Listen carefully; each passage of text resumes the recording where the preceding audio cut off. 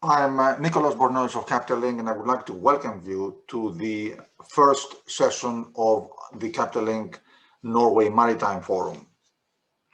The opening session is on the Norwegian Maritime Cluster. Norway is one of the few countries around the world that can boast a diverse and complete maritime cluster servicing the Norwegian and the global shipping industry. And we are delighted to have with us Ms. Helene Tofte, the Director of International Cooperation and Climate of the Norwegian Shipowners Association, to give us a presentation on the topic. And I'd like again to thank the Norwegian Shipowners Association for their support and cooperation for this forum. And Helene, the floor is yours. Thank you very much, Nicholas, and thank you for that kind introduction. I will start by just getting a presentation up and running. Can you see my presentation now, Nicholas? Yes, of course. Yes, excellent. Yeah. Very good. Well, thank you again for this opportunity and to give you this introduction to the Norwegian Maritime Cluster. I want to start with this very simple model showing you what we mean when we talk about the Norwegian Maritime Cluster. And within these different categories, you'll find world-leading companies that design, that build, that operate, that trade in ships, as well as delivering equipment and services to the industry.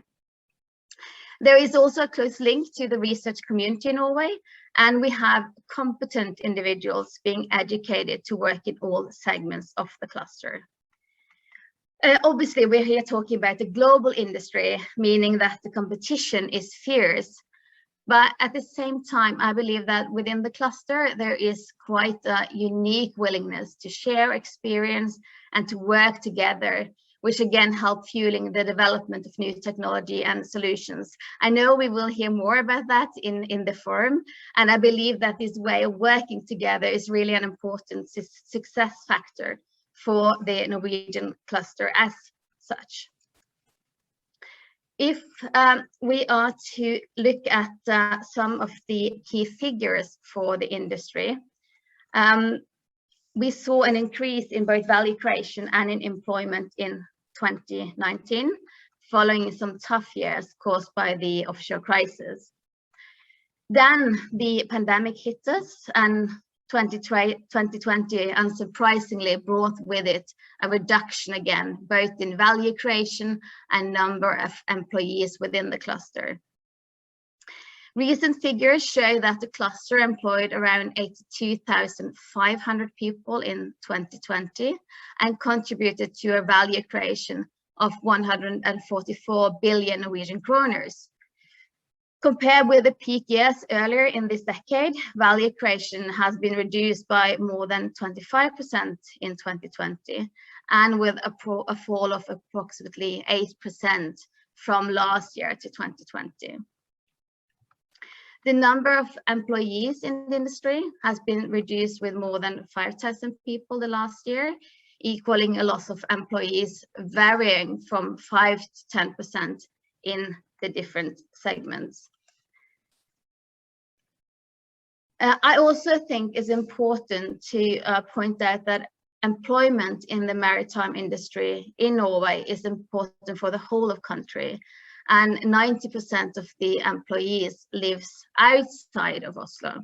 So that obviously means that when the industry experiences a downturn like now, the consequences will be felt throughout the whole of the country. If we are to move on and look specifically at the shipping segment, Norway has maintained its position in 2020 as the world's 4th largest shipping nation measured by value. And that is, of course, positive. Norway has a diverse fleet, as you can see on this graph, and it consists of advanced and expensive vessels. As of January 2021, the fleet numbers a total of approximately 1,800 ships. As already mentioned, the cluster has been hit hard by the pandemic, and our member survey this year showed that shipping companies' revenues on average were reduced by 8% from 2019 to 2020, and in some segments there has obviously been a harder decline than in others. As of January this year, there were also more than 200 ships and rigs in layup, and that actually exceeds the highest layup figures during the offshore crisis earlier this decade. So as you can see, there's no doubt that the passing year has been a challenging one. However, on the way out of the pandemic, we are also optimistic with regards to the new opportunities that lies ahead of us. And as an example of this optimism, I want to point you to a report by the research institute SINTEF, which outlines the value creation in the maritime industry, and that this could be increased with more than 6 times by 2050. And in this report, it's highlighted specifically the great potential in offshore wind, in carbon capture and storage, and exploration of seabed minerals. The transfer of knowledge from one industry to another will be crucial for companies and for the cluster in order to take new market share in these new industries. And as a concrete example of that, we already see here in Norway how companies use technology and expertise from the oil and gas industry to establish themselves in new markets like the offshore wind market. And I know that this will also be discussed during the forum, and I'm very much looking forward to that session. In my organization, we are also strong believers that the way out of the pandemic, the recovery will need to be a green one. And Norwegian shipping companies have set themselves some clear and bold goals to cut emissions and to be at the forefront of the ongoing transition to a decarbonized industry. The overarching goal for the Norwegian fleet is to be climate neutral by 2050. And from 2030 onwards, Norwegian shipping companies aim to only order vessels with zero emission technologies. These goals that are set out by our members make this decade from 2020 to 2030 a decade of transition. In this time, we have to develop and we have to deploy new solutions to make zero emission technology available and profitable.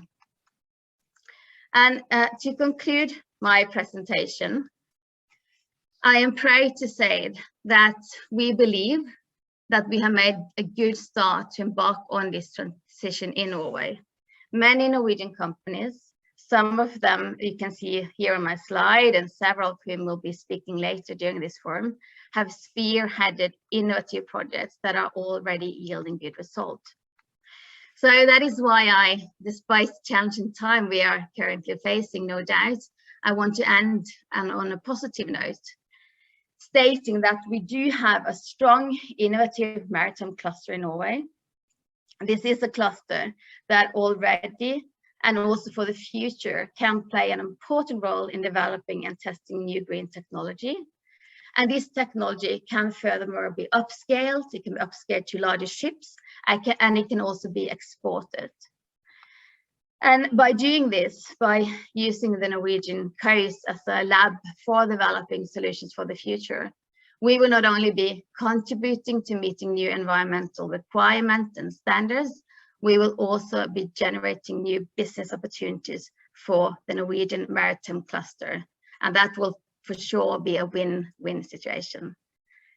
So with that, I end my presentation, and I thank you for your attention.